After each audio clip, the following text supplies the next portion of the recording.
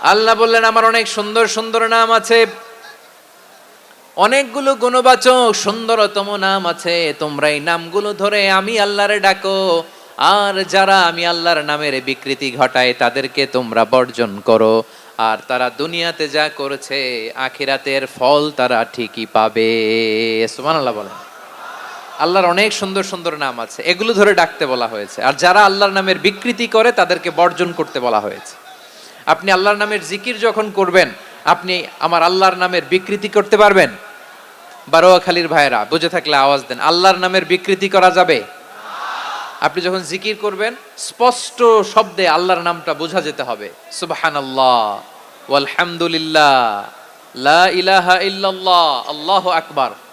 একসাথে মিলিয়ে করেন অথবা আলাদা আলাদা করেন, অথবা শুধু আল্লাহ আল্লাহ এই নামের জিকিরও যদি করেন স্পষ্ট বোঝা যাইতে হবে। আল্লাহর নামের বিকৃতি করা যাবে, কিন্তু আল্লাহর নামের বিকৃতি করে জিকির এদেশে আছে না নাই? আছে। দেখবেন জিকিরের মধ্যে হুই হুই হুই হুই হুই এরকম করতেছে, আছে না নাই? সবাই মিলে লাফাচ্ছে, দফাচ্ছে, মাথা ঝুলাচ্ছে, আর কি কি যেন বলে, ওইটার মধ্যে আমি আল্লাহর নাম খুঁজে পাই না, এরকম আছে না নাই? হ্যাঁ, হই হই করে কিম্ভূত কিমাকার অদ্ভুত আওয়াজ করে তারা জিকির করে, সেখানে আল্লাহর নাম নাই। এই জিকির আল্লাহর কাছে গ্রহণযোগ্য হবে? আল্লাহ বলেন ওয়াযারুল্লাযীনা ইউলহিদুনা ফি আসমাইহি, খবরদার আমার নামের যারা বিকৃতি ঘটায় তাদেরকে তোমরা বর্জন করো। এজন্য জিকির যখন করব সুস্পষ্টভাবে আল্লাহ তাআলার নাম সেখানে থাকতে হবে, ঠিক কিনা বলেন? আবার আল্লাহ বলেন যেমন মনে চায় তেমন জিকির তোমরা করো না। ফাযকুরুল্লাহা কামা আল্লামাকুম মা লাম তাকুনু তা'লামুন, তোমরা জানতে না, আল্লাহ তোমাদের জানিয়েছেন কেমন করে আল্লাহর নামের জিকির করতে হয়, যেমন আল্লাহ শিখিয়েছেন তেমন করে আল্লাহরে ডাকো, ঠিক কিনা বলেন? আল্লাহ তাআলা যেমন শিখিয়েছেন তেমন ভাবে আল্লাহ তাআলাকে ডাকতে হবে, ঠিক ওই পদ্ধতিতে আল্লাহ তাআলার নাম যুক্ত হবে। কোন পদ্ধতিতে সেটাও আল্লাহ বলে দিচ্ছেন। আল্লাহ তাআলা বললেন ওয়াযকুর রাব্বাকা ফি নাফসিকা তাদাররুআন ওয়া খীফাতান ওয়া দুনাল জাহরি মিনাল কওলি বিল গুদুই ওয়াল আসাল ওয়া লা তাকুম মিনাল গাফিলিন, খবরদার আল্লাহর নামের জিকির করো, আল্লাহকে ডাকো।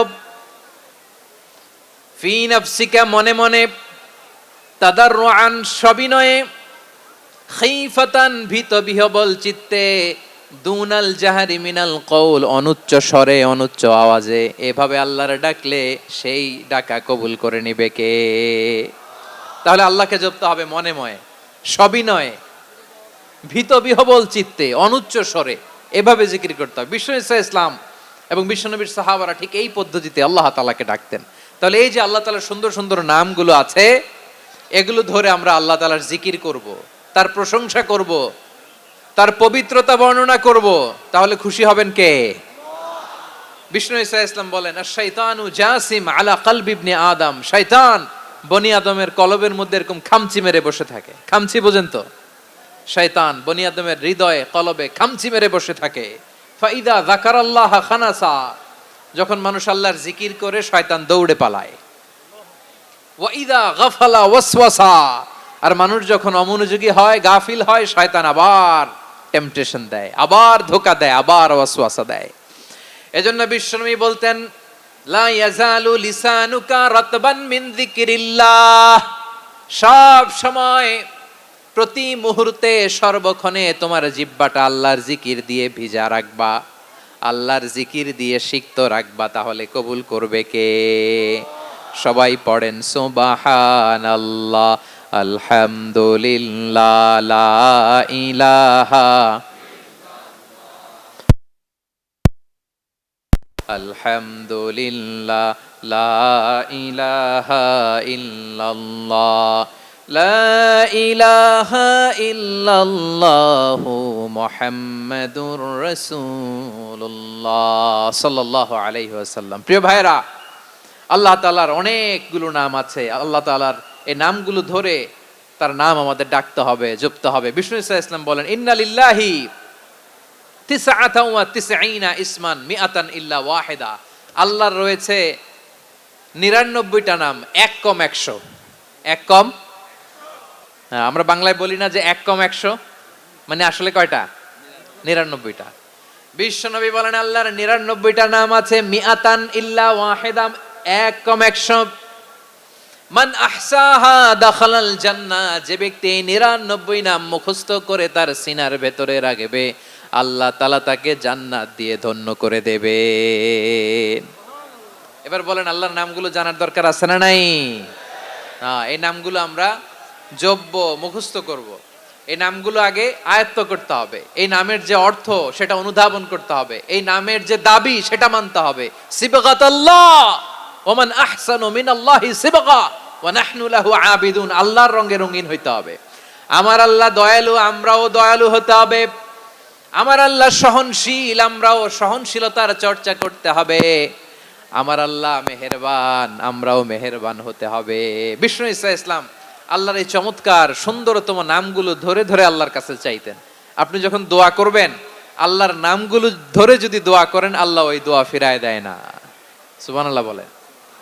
আপনি যদি দোয়ার মধ্যে বলেন ইয়া রহমান, সবাই বলেন ইয়া রহমান, ইয়া রহিম, ইয়া হাইয়্যু, ইয়া কাইয়্যুম, আল্লাহর চমৎকার নামগুলো ধরে ধরে যদি আল্লাহর কাছে ফরিয়াদ করেন, আল্লাহর নামগুলো ডাকেন, আপনার দোয়া মুহূর্তেই কবুল করবে কে? বিষ্ণু ঈসা ইসলাম এভাবে আল্লাহর নামগুলো ধরে ধরে জিকির করতেন, আল্লাহর নাম জপতেন। তিনি বলতেন আসআলুকা বিকুল্লি ইসমিন হুয়া লাক, আল্লাহ তোমার যত নাম আছে সব নামের ওসিলায় তোমার কাছে ফরিয়াদ করি, সব নামের ওসিলায়। আনজালতাহু ফি কিতাবিক, যে নাম তুমি তোমার কিতাবে নাজিল করেছো। আও আল্লামতাহু আহাদাম মিন খালকিক, অথবা তোমার কোন সৃষ্টিকে তোমার নাম তুমি জানিয়েছো। আও ইস্তাসারতা বিহি ফি ইলমিল গায়বি ইনদাক, অথবা গায়েবের জ্ঞানে তুমি তোমার নিজের জন্য ওই নামগুলো সংরক্ষিত রেখে দিয়েছো। সব নামের ওসিলায় তোমার কাছে চাই। সুবহানাল্লাহ পড়েন।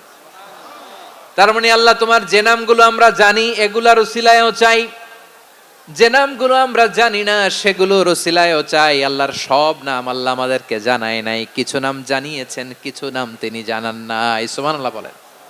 আল্লাহ তাআলা তার কিছু নাম কোরআনে উল্লেখ করেছেন, কিছু নাম স্পেশাল কিছু নবীদেরকে জানিয়েছেন, আর কাউকে জানান নাই। কিছু নাম তিনি কিয়ামতের দিন আমাদের সামনে প্রকাশ করবেন যে এইটাও আমার একটা নাম, এটা তোমরা কেউ জানতা না। সুবহানাল্লাহ, সারপ্রাইজ হিসেবে আল্লাহ তাআলা রেখে দিয়েছে, কেউ জানে না। কিয়ামতের দিন আল্লাহ তাআলা সেই নামগুলো জানাবেন। আর কিছু নাম আছে সেই নামগুলো আল্লাহ কোরআনেও বলে নাই, কোন নবীরেও জানায় নাই, কিয়ামতের দিনও সারপ্রাইজ হিসেবেও জানাবে না। ওই নামগুলো স্বয়ং খোদ আল্লাহ ছাড়া কেউ জানে না। এজন্য বিশ্বনবী দোয়ার সময় বলতেন, আল্লাহ তোমার যে নামগুলো জানি, যে নামগুলো জানি না, সব নামের বরকতে তোমার দরবারে চাই, সব নামের ওসিলায় তোমার কাছে ফরিয়াদ করি। সুবহানাল্লাহ বলেন। তাহলে সূরা হাশরের মধ্যে আমরা আল্লাহর মোট কয়টা নাম পাবো দেখি, মনে আছে কিনা? হ্যাঁ, কয়টা? আওয়াজ করে বলেন কয়টা? মাশাআল্লাহ। এই 14টা শোনার আগ্রহ আছে? এই দুই একজন যে ওঠা বসা করতেছেন, এই ডাস্টে তো ডাস্ট অ্যালার্জি হয়ে যাবে, ধুলাবালিতে। আসার সময় তো অনেক ধুলা খাওয়াইছেন আমার এই জায়গায়। একটু শান্ত হয়ে বসেন, আমরা শান্ত হয়ে বসি, অল্প কিছু সময় কিছু কথা আলোকপাত করব, তারপর আমরা বিদায় নিব। উঠবো না, কেউ দাঁড়াবো না, উঠবো না। সেই গতকাল থেকে, গত রাত থেকে আমি দেখেছি তো আপনাদের কাণ্ড কারখানা, ভিডিওতে দেখেছি, কাঁথা বালিশ নিয়ে গত রাতে চলে আসছে। তো অনেক কষ্ট করে অনেক সময় অপেক্ষা করেছেন, আর অল্প কিছু কয়েক মিনিট আপনারা বসেন, আমরা একসাথে বিদায় নেব ইনশাআল্লাহ। তাহলে প্রিয় বারুয়াখালীবাসী, বলেন তো সূরা হাশরের শেষ 3 আয়াতে আল্লাহর কয়টা নামের দেখা মিলবে? সবাই একসাথে আওয়াজ করে কয়টা? আসুন আমরা শুরু করে দিই। আল্লাহ তাআলা বলছেন, হুয়াল্লাহুল্লাযী লা ইলাহা ইল্লা হুয়া আলিমুল গায়বি ওয়াশ শাহাদাতি হুয়ার রহমানুর রহিম। আল্লাহ বলেন হুয়াল্লাহ, তিনি হলেন আল্লাহ, আল্লাযী লা ইলাহা ইল্লা হু, তিনি ছাড়া কোনো ইলাহ নাই। আছে নাকি? বারুয়াখালীবাসী আওয়াজ করে বলেন তো দেখি, আমাদের ইলাহ কয়জন? আরো জোরে বলেন। একজন হইলে ভালো না বেশি হইলে ভালো? ওয়া ইলাহুকুম ইলাহু ওয়াহিদুন লা ইলাহা ইল্লা হুয়ার রহমানুর রহিম। আল্লাহ বলেন তোমাদের ইলাহ হলো একজন, তিনি ছাড়া কোনো ইলাহ নেই, তিনি দয়াময়, তিনি মেহেরবান। ইলাহ যদি একজন না হয়ে দুইজন হতো, ঝামেলা আছে না নাই? লাউ কানা ফীহিমা আলিহাতুন ইল্লাল্লাহু লাফাসাদাতা। আকাশ এবং জমিনের মধ্যে ইলাহ একজন না হয়ে যদি মাত্র দুইজন হতো, আকাশ জমিন ভেঙে খান খান হয়ে যেত। ঠিক কিনা বলেন? দুইজন ইলাহ হইলে খান খান হয়ে যেত। আমাদের রব একজন হইলে ভালো না বেশি হইলে ভালো? কথা বুঝতেছেন? আরে একজনের তো মন জোগায় চলতে পারি না, ঠিক কিনা? হ্যাঁ, একজন, তিনি যে আদেশগুলো দিয়েছেন আমাদের দুর্বলতার কারণে আমরা তো পারি না। যদি 10 জন হইতো, ওই 10 জনরে হ্যাপি করতে পারতাম, তাদেরকে স্যাটিসফাই করা যেত এত সহজে? 10 জনের 10 নিয়ম থাকতো। একজন বলতো আমার সেজদা দিবি সকালে, আরেকজন বলবে আমার জন্য নামাজ পড়বি 3 বার, আরেকজন বলবে আমার জন্য যাকাত দিবি এতবার, আরেকজন বলতো আমার জন্য কুরবানি দিবা এতবার। তাহলে আমাদের জন্য কঠিন হয়ে যেত, ঠিক কিনা? যদি ইলাহ একজন না হয়ে একাধিক হতো, একজন বলতো না আমি মহাবিশ্ব এভাবে চালাবো, আরেকজন বলতো না আমার মন চায় এভাবে, আমি এভাবে চালাবো, একজন বলতো সূর্য আমি পূর্ব দিকে উঠাবো, আরেকজন বলতো না আমি দক্ষিণ দিকে উঠাবো, আরেকজন বলবে না আমি উত্তর দিকে উঠাবো। এরকম আছে না নাই? ঝামেলা লেগে যেত। এজন্য বেশি রব হইলে আমাদের জন্য ঝামেলা, খোদা বেশি হইলে আমাদের লস। একজন হওয়াতে আমরা বেঁচে গেছি। বারুয়াখালীবাসী আওয়াজ করে না, কথা বলে না। রব খোদা একজন হওয়াতে আমাদের সুবিধা হয়েছে না? এজন্য আল্লাহ বলেন লা ইলাহা ইল্লাহু, তিনি ছাড়া তোমাদের কোনো ইলাহ নাই, তিনি একজন। লা ইলাহা ইল্লাহু আলিমুল গায়বি ওয়াশ শাহাদা, তিনি প্রকাশেরও মালিক অপ্রকাশেরও মালিক। তিনি যেটা ওপেন এটাও জানেন, যেটা গোপন সিক্রেট ওইটাও জানেন। আলিমুল গায়বি ওয়াশ শাহাদা, তিনি গায়েবের মালিক, গায়েবের জ্ঞানী, যেটা দেখা যায় না, অদৃশ্য, জানা নাই, এটাও তিনি জানেন। এগুলো জানতে তার কোনো মাধ্যমের প্রয়োজন হয় না। অতীতে কি হয়েছে, বর্তমানে কি চলছে, ভবিষ্যতে কি হবে, সব তার জ্ঞানের ভেতরে আছে না নাই? এজন্য আল্লাহ বললেন আলিমুল গায়বি ওয়াশ শাহাদা, তিনি গায়েবের জ্ঞান রাখেন, তিনি দৃশ্য জগতের জ্ঞান রাখেন, তিনি প্রকাশ্য জগতের জ্ঞান রাখেন, তিনি গোপন জগতের জ্ঞান রাখেন। তার কাছে কোনো কিছু গোপন নাই, ঠিক কিনা বলেন? হুয়ার রহমানুর রহিম, তিনি হলেন দয়াময়, তিনি হলেন মেহেরবান। এই যে শুরু হলো 14 নামের প্রথম দুইটা, আর রহমান আর রহিম। হুয়ার রহমানুর রহিম, তিনি হলেন the most gracious, the most merciful, তিনি দয়াময়, তিনি অতিশয় মেহেরবান। সুবহানাল্লাহ বলেন। তার দয়ার কোনো শেষ নাই, তার মায়ার কোনো শেষ নাই। আল্লাহ, তাহলে 14টা নামের মধ্যে কয়টা পাইলাম? একটা কি? আর রহমান। বারোয়াখালীবাসী বুঝে থাকলে আওয়াজ করে বলেন, প্রথমটা কি? 2 নাম্বার আর রহিম। আওয়াজ করে বলেন 2 নাম্বার। আওয়াজ করে সবাই গলা ছেড়ে দিয়ে উত্তর দেন তো, প্রথম নামটা কি? দ্বিতীয় নামটা? আর রহিম। রহমান আল্লাহর one of the major names, আল্লাহর মৌলিক নামগুলোর মধ্যে গুরুত্বপূর্ণ একটা নাম হচ্ছে রহমান। গুরুত্বপূর্ণ নাম কি?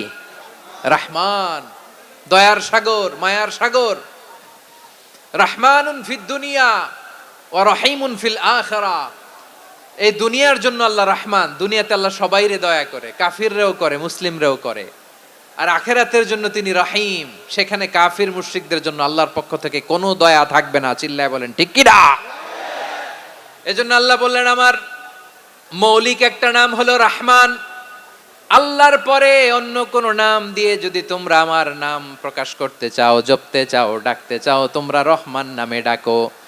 রব্বুল আলামিন ইরশাদ করেন কুলিদুল্লাহ আউইদুর রহমান আইয়াম্মা তাদউ ফালাহুল আসমাউল হুসনা। আমাকে আল্লাহ নামে ডাকো, কিংবা আমি আল্লাহকে রহমান নামে ডাকো, যে নামেই ডাকো না কেন আমার আছে অনেকগুলো সুন্দর সুন্দর নাম। যে নামেই ডাকো আমি শুনি, ডাকলেই আমি সাড়া দেই। সকালে ডাকলেও সাড়া দেই, দুপুরে ডাকলেও সাড়া দেই, মাঝ রাতেও যদি আমরা বিপদে পড়ি ডাকলে আমাদের ডাকে সাড়া দেয় কে? সবাই বলুন তো, সাড়া দেয় কে? আবার বিশ্বনবী যখন মক্কায় দাওয়াত দিচ্ছিলেন, তিনি মাঝে মাঝে আল্লাহর নাম বলছিলেন, মাঝে মাঝে তিনি রহমান নাম বলছিলেন। যখন তিনি বললেন ওয়াইদা কিলা লাহুমুসজুদু লিররহমানি ক্বালু ওয়ামার রহমান। বিশ্বনবী মক্কায় যখন মক্কার কাফিরদেরকে, কুরাইশদেরকে বলল তোমরা রহমানকে সেজদা দাও, রহমানের ইবাদত করো, রহমানের জন্য সেজদায় লুটিয়ে পড়ো, মক্কাবাসী বলে রহমান আবার কে? রহমান রে তো চিনি না। রহমানকে? আল্লাহ চিনি, রহমান চিনি না। মক্কাবাসী কি বলে? কারে চিনে? আল্লাহরে চিনে। কারে চিনে না?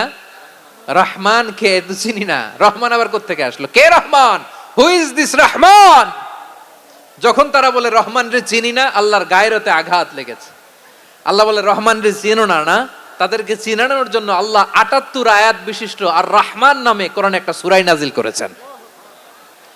যখন মক্কার কুরাইশরা বলে আল্লাহ চিনি, রহমান চিনি না, আল্লাহ বলে রহমান রে চিনো না, তাহলে চিনে নাও রহমান নামে তিনি ৭৮ আয়াত বিশিষ্ট কালামুল্লাহ মাজিদে একটা গোটা সূরাই নাজিল করে দিয়েছেন। তিনি নাজিল করলেন আর রহমানু আল্লামাল কুরআনা খালাকাল ইনসানা আল্লামাহুল বায়ান।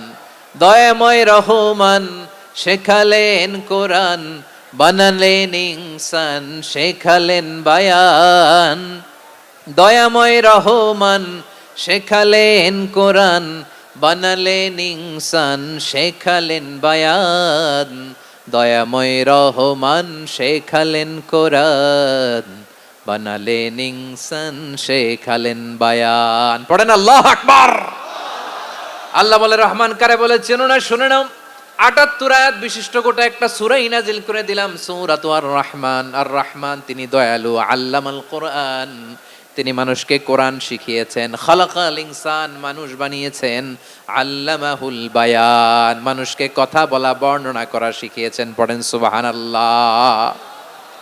গোটা একটা সূরাই নাজিল করেছেন, সূরাতু আর রহমান। আমার বারোয়াখালীর ভাইয়েরা, তার নাম হচ্ছে আর রহমান আর রাহিম, মানে দয়াময়, মেহেরবান। তার দয়া যে কত বেশি আপনি কল্পনাও করতে পারবেন না, আপনি কল্পনাতেও আনতে পারবেন না তার দয়া কত বেশি। বিশ্বনবী সাল্লাল্লাহু আলাইহি ওয়াসাল্লাম ফরমান, লাম্মা কাদাল্লাহুল খালকা কাতাবা ইনদাহু ফাওকা আরশিহি। আল্লাহ যখন মহাবিশ্বের সব সৃষ্টি করে সারলেন, তিনি আরশের উপরে লিখলেন সাবাকাত রাহমাতি গাদাবি। সাবাকাত রাহমাতি গাদাবি কোথায় লিখছে? আরশের উপরে। আওয়াজ করে বলেন তো কোথায় লিখেছে? আরশের উপরে আল্লাহ লিখলেন সাবাকাত রাহমাতি গাদাবি। এর মানে হলো আমার দয়ার কাছে, আমার ভালোবাসার কাছে আমার ক্রোধ পরাজয় বরণ করেছে। আমার দয়ার কাছে আমার রাগ কিংবা ক্রোধ পরাজয় বরণ করেছে। মানে আমি আল্লাহর দয়া আছে, আবার আমি আল্লাহর ক্রোধ বা রাগ আছে, কিন্তু আমি আল্লাহর রাগের চেয়ে দয়া বেশি। আওয়াজ করে বলেন, আল্লাহর রাগ বেশি না দয়া বেশি? আল্লাহর যদি রাগ থাকতো আমরা বাঁচতে পারতাম? যে পরিমাণে আকাম খুকাম আমরা করি, অপকর্ম করি, অন্যায় করি, জুলুম করে জুলুমের আড্ডাখানা বানিয়ে রেখেছি গোটা দুনিয়াকে, আল্লাহ যদি মুহূর্তে মুহূর্তে রেগে যেতেন আমরা বাঁচতে পারতাম? মহাবিশ্ব সৃষ্টির পরেই তিনি আরশের উপরে লিখেছেন সাবাকাত রাহমাতি গাদাবি, মানে আমি আমার দয়ার কাছে আমি আল্লাহর ক্রোধ, রাগ, ক্ষোভ এটা পরাজিত হয়েছে। সুবহানাল্লাহ বলেন। আবার বিষ্ণু বললেন জাআলাল্লাহুর রাহমাতা মিয়াতা জুজ।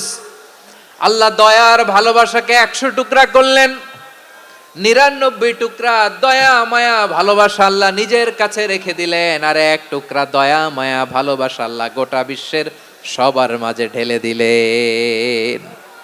দয়া মায়া ভালোবাসা ১০০ টুকরা করে আল্লাহ নিজের কাছে রাখছেন কয় টুকরা? সবাই বলেন ৯৯ টুকরা। আর গোটা বিশ্বের সবার মাঝে ভাগ করে দিয়েছেন কয় টুকরা? এবার এই ১ টুকরার নমুনা দেখেন তো পৃথিবীতে। স্বামী স্ত্রীর জন্য কত ভালোবাসা, বন্ধু বন্ধুর জন্য কত ভালোবাসা, গার্লফ্রেন্ড বয়ফ্রেন্ডের জন্য গলায় ফাঁস লাগায়, আছে না নাই? এই এখন গলার আওয়াজ বাড়ছে ইয়াংদের। হুজুর এখন গার্লফ্রেন্ড বয়ফ্রেন্ডের ভিতরে ঢুকছে, এখন আমরা আছি হুজুর। জেগে উঠছে বারুয়াখালী।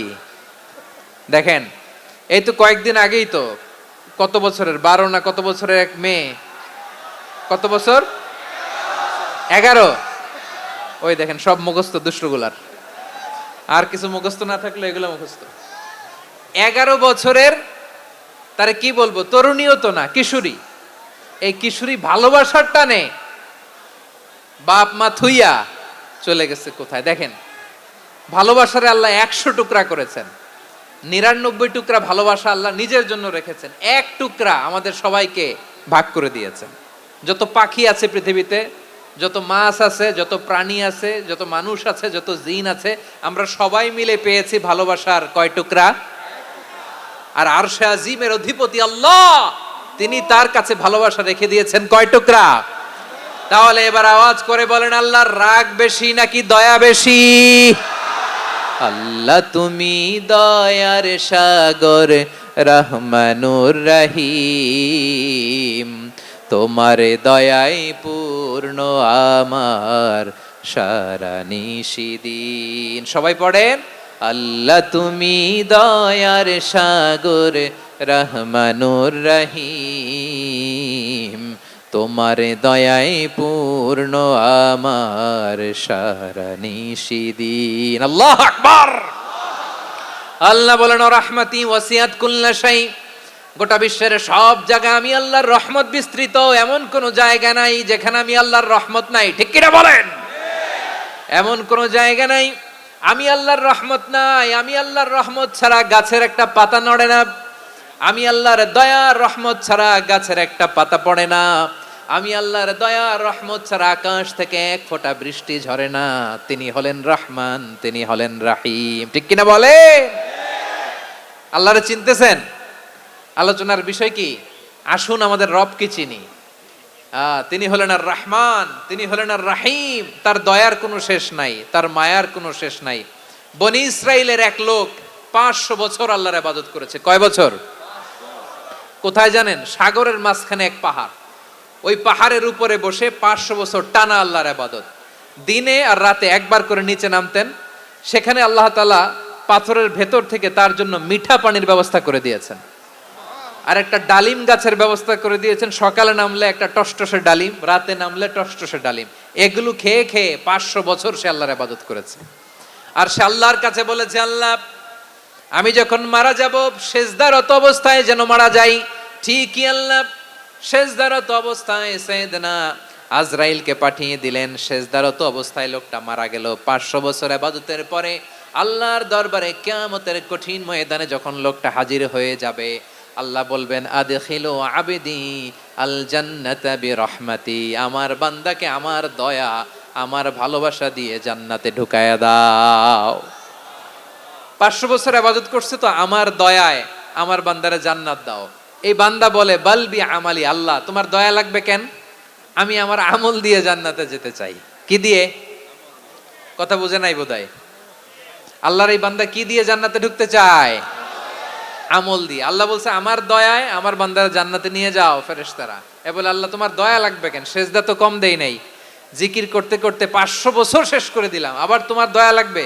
আমি তো আমার আমলেই জান্নাতে যেতে পারি। আল্লাহ বলবেন, তাই ঠিক আছে, আমি চাইলাম দয়া দিয়ে জান্নাত দিব, তুমি চাইলে আমল দিয়ে ঢুকবা। ঠিক আছে, তোমার আমল আর আমার যে দয়া, দুইটার একটু মাপ দেই। তোমার 500 বছরের ইবাদত এক পাল্লায় রাখো। আর আল্লাহ বললেন, আমি যে দয়া করে এই দুনিয়ার নাজ নেয়ামত বিউটি সৌন্দর্য দেখার জন্য তোমার 2টা চোখ দিয়েছিলাম, 2টা নয়, একটা চোখ আরেক পাল্লায় রাখো। রাখা হবে, দেখা যাবে ওই 500 বছরের ইবাদত হালকা হয়েছে, আর মুহূর্তের মধ্যে আল্লাহর দেয়া একটা চোখের নেয়ামত ভারী হয়ে গিয়েছে। আল্লাহ বলবেন, তোমার কথা মতো মাপ দেয়া হলো, এবার ফলাফল দেখো, হিসাব বলে তুমি এখন জাহান্নামে যাবা। Go to the hell fire, যাও এবার জাহান্নামে যাও। মাপ জোখে যখন আসছো আমার সাথে হিসাব ক্যালকুলেশন, যাও তুমি এবার জাহান্নামে যাবা। এবার লোকটা কাচুমাচু করে বলে, আল্লাহ আমি বুঝি নাই, আল্লাহ আমি বুঝতে পারি নাই, খেয়াল করি নাই, তুমি আমারে ক্ষমা করো, তুমি আমারে মাফ করো।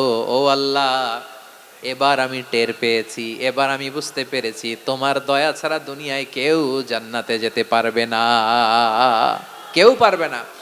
আল্লাহ বললেন, ওরে গোলাম, তুই তো কিছুই ছিলি না, অস্তিত্বহীনতা থেকে তোরে অস্তিত্বে আনলো কে?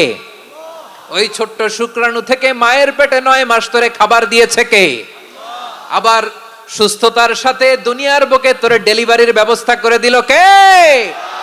আবার তোর মায়ের বুকের ভেতরে 2টা খাবারের লাইনের ব্যবস্থা করে দিল কে? আবার তোকে শৈশব পেরিয়ে কৈশোর পেরিয়ে তারুণ্য, তারপরে যৌবন, এগুলো দান করলো কে? তার চেয়ে বড় কথা, পাহাড়ের মাঝখানে, সাগরের মাঝখানে 500 বছর ইবাদত করার শক্তি তোর গায়ে দিয়েছে কে?